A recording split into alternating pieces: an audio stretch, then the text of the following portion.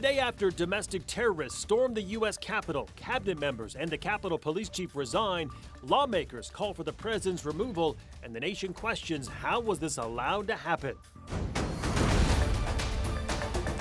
Plus, they are usually one of Gonzaga's toughest conference foes, but tonight BYU proved no problem for the #1 team in the nation. While some light snow is possible tomorrow, we're still on track for a very warm middle part of the month. We start with some breaking news tonight. U.S. Capitol Police announced tonight that one of their officers died from injuries suffered during a confrontation with rioters at the U.S. Capitol. A press release identified that officer as Brian Sicknick. It reads, quote, Officer Sicknick was responding to the riots on Wednesday, January 6, 2021 at the U.S. Capitol and was injured while physically engaging with protesters, they write. It continues. He returned to his division office and collapsed. He was taken to a local hospital where he succumbed to his injuries, unquote. The officer's death is being investigated by the department's homicide branch and federal authorities. To those who engaged in the acts of violence and destruction, you do not represent our country. And to those who broke the law, you will pay. Nearly 24 hours after his supporters, stoked by his calls the election was stolen from him, stormed the Capitol, the president posted a video saying he condemned the violence and destruction. Good evening and thank you for joining us for KREM 2 News at 11. I'm Mark Hanrahan. President Trump took to Twitter today to release that video. While he stopped short of conceding, he did say that he will leave office peacefully. Now, Democratic leaders and a growing list of lawmakers are calling for President Trump to be removed from office. And the list of the president's closest aides that have resigned in response to the violence continues to grow tonight. Michael George has the latest from Capitol Hill. A day after the attack on Capitol Hill, President Trump says in a new White House video that he's outraged by the violence, lawlessness, and mayhem. The president also acknowledged his time in the White House is coming to a close, although he did not concede the election. Now Congress has certified the results. A new administration will be inaugurated on January 20th. My focus now turns to ensuring a smooth, orderly, and seamless transition of power. And to all of my wonderful supporters, I know you are disappointed, but I also want you to know that our incredible journey is only just beginning. Top Democrats are demanding President Trump's removal from office under the 25th Amendment, or for him to face a second impeachment trial on Capitol Hill. And by inciting sedition, as he did yesterday, he must be removed from office. President-elect Joe Biden also blamed President Trump for inciting his supporters to violently storm the Capitol building. He unleashed an all-out assault on our institutions of our democracy from the outset. And yesterday was but the culmination of that unrelenting attack. Education Secretary Betsy DeVos now joins Transportation Secretary Elaine Chao in resigning from President Trump's cabinet after the riots. And tonight we're learning the Capitol Police Chief has resigned amid intense criticism. The cavalry should have been coming to get those people the hell off the steps and the platforms, but that would have been very, very ugly and difficult to do if you didn't have superior force.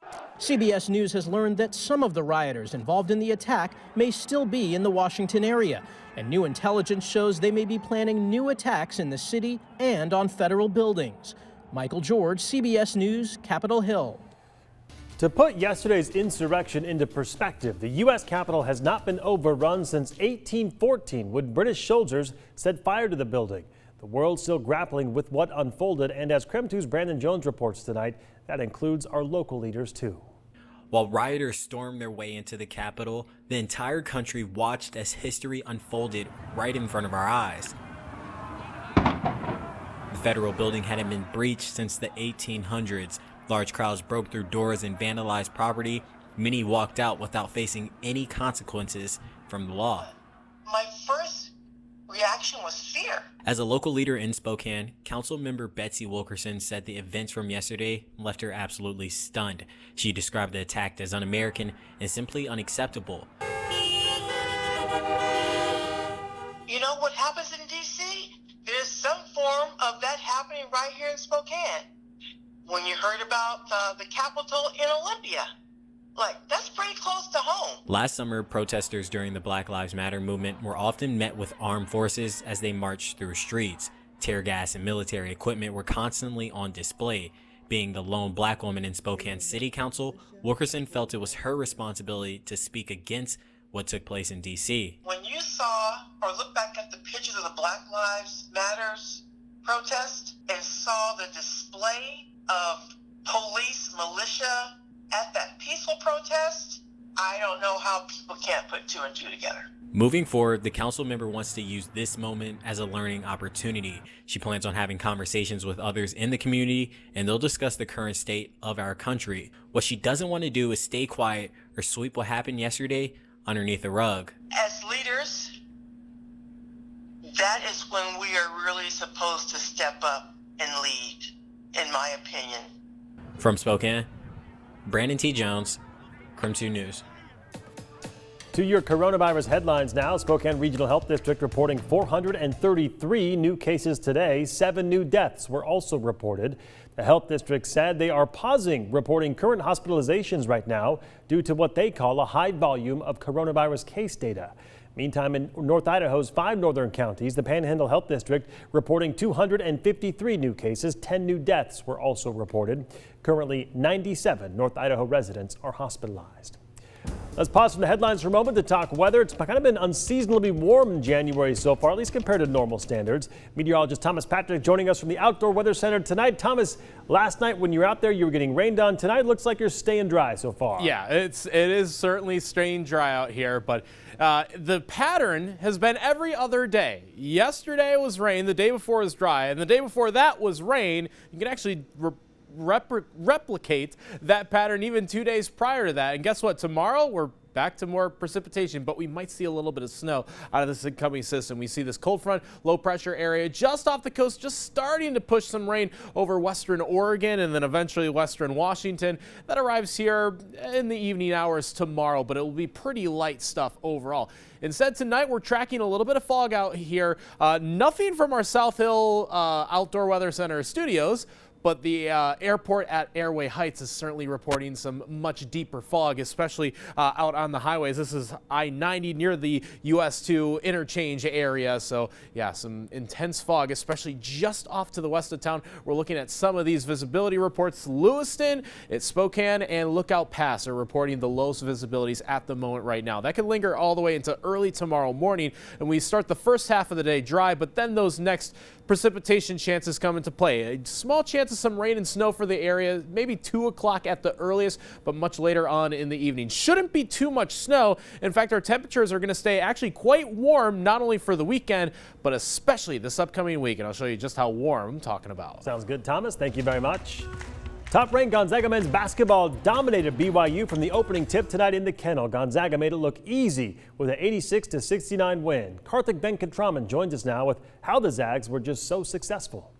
BYU was picked to finish second in the West Coast Conference this season, while Gonzaga came out tonight and showed that there is a big gap between who is number 1 and who is number 2. This isn't really surprising, though. We saw Gonzaga in the non-conference slate pound some of the best teams in the country. And like they have in all these big games this season, they came out on fire on the offensive and defensive side of the ball. How much did the Zags dominate? Well, they were up by 20 points in the first 7 minutes of this game. GU started the game on a 23-2 run, and the regulars were getting involved. Corey Kispert, Drew Timme, Jalen Suggs, Joel Ayayi, Andrew Nembhard, all out there making it look easy. They shot 60% from the field during that opening run. But a large part of the success tonight came from the defense. Gonzaga was forcing turnovers. They finished with 25 points off of turnovers. They also held BYU to 33% shooting in the first half, and because of it, got out in transition. Once again, GU gets off to a strong start in a big game. Jalen Suggs spoke about what got the team going tonight. It's straight business, you know, and I say it before every game. I think that's what our mindset was coming out early in this game. And I mean, to go on a 23-2 run against a BYU team like this, it was really good, and it speaks volumes, I think, of how much we're growing as a team, offensively and defensively. Here's another nugget to show how dominant GU was in this matchup. As ESPN noted, BYU is only giving up 27 points in the first half in all their games prior to this one this season. GU hung up 52 by halftime in this one. Gonzaga's next opponent is Portland on the road this Saturday. Tip-off for that game is at 5 p.m.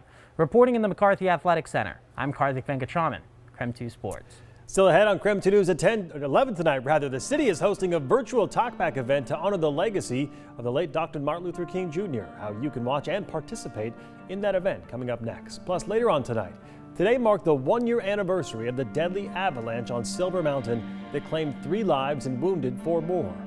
We'll see how the mountain is honoring the avalanche survivors and victims coming up next.